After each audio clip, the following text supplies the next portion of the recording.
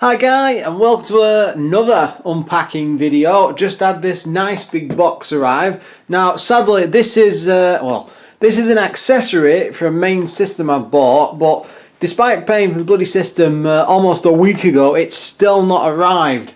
But this beauty has just come through. Let's just crack it open. Hang on, it's a big one.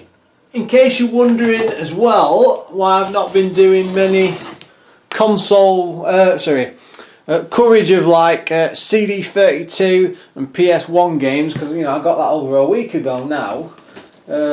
Basically I bought a replacement laser for the CD32, and it took me about probably a day to take it to bits, clean it thoroughly, put all the inside into pieces and put the new bit in.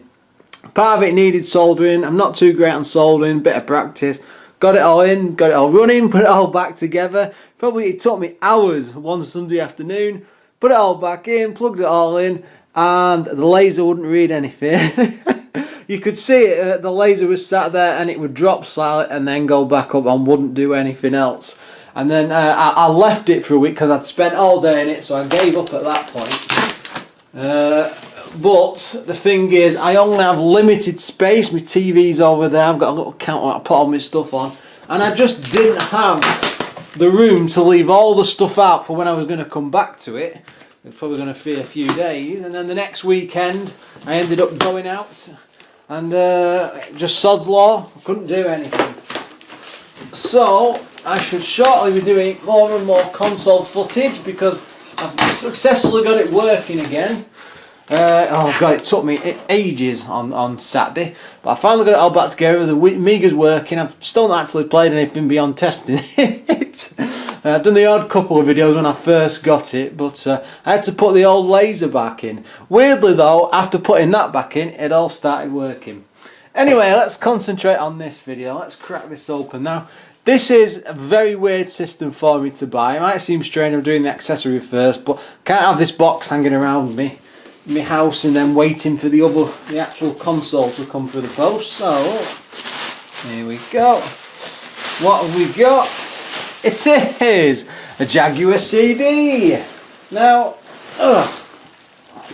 that's actually quite heavy.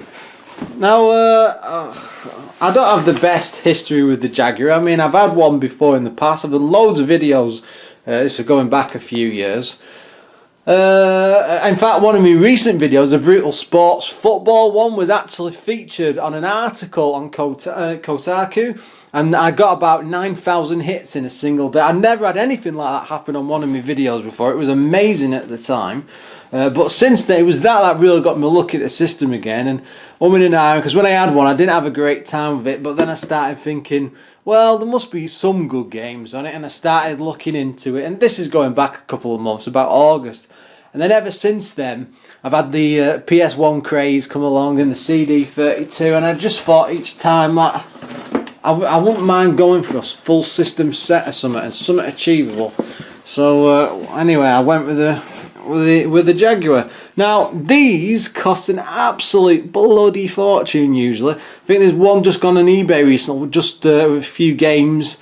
I think the system was unboxed, but about 600 quid. Now no, I didn't pay that. I'll get back to that in a second because there's more stuff. Basically, there was a guy in a forum. The console says email around, but there was a guy in a forum who was thinking of cleaning his collection out. And he just bought this and he'd never even played on it before. He'd not even played it, it's never even been out of the box, but he was assured that it was working.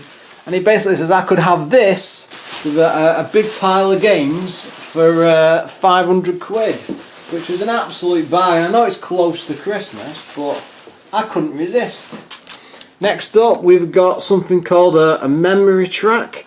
Now, I believe this is actually sealed in some sort of plastic, so that's like a memory card for the system.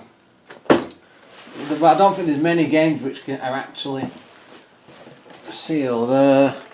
Classic Cybermorph. The great thing is this guy I got all these games off, he got these really neat high quality like plastic printed paper. That's a really good quality label. It looks like it's a natural extension of the thing, but you can pick a full set up for about 20 quid online from somewhere. I think it's in Canada. Right, next up is that's Bubsy. Not 3D, but it's not actually sealed, but it's still in the plastic. The plastic wrap. I'll have to say I'm a bit of a bugger. I'll probably end up ripping that off. Hang on, let's see if I can't get the game open without damaging it. Next up is Troy Aikman Football. So it's their equivalent of Madden, I suppose, because it would have been about 94 or something, 95 when that come out. I'll give it a whirl. I've got to say I'm not a big fan of American football, so it won't do anything for me. Next, I believe this is quite rare and expensive-ish. Valdezir skiing and snowboarding. That is some awesome 90s artwork, and it's basically just a snowboarding game. I wonder what that play. I don't really do them, but and of course that came with it. Brutal Sports Football. Now I haven't really got any amazing games or anything.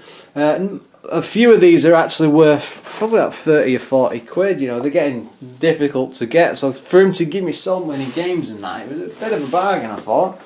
Next up is Kazumi Ninja. I've done a video on that in the past. That's a pretty bad game, I felt at the time, but it's fully boxed, so if I decide to go for a full set, I've got a big chunk of the bad uns. This is Dragon. I've heard bad things about this, but I've never played it. It's just typical 16-bit looking game. That was the problem with the Jag at the time. Nobody really knew what to do with it, so I hope is an interesting one. Trevor McFur in the Crescent Galaxy. I think this looks really nice actually. It does look good in the videos as well, but I think it plays pretty poorly. I've never played it though, so it'll be an experience. And then we have Flip Out, which is I think that's like a 3D. I do like the graphics on that one. It does show the time off. It's like PS1 era type graphics. And then it might be the last one actually. Something called Zoop. Let's have a look at that's another puzzle game. And I think that's it, guys. Yeah, that's the end of it. I say I've got a big box coming with a load more Jag stuff in and a few games and bits and bobs. So I'll do a video of all that when it arrives. But as always, thanks for listening to me rambling, and I shall post another video soon.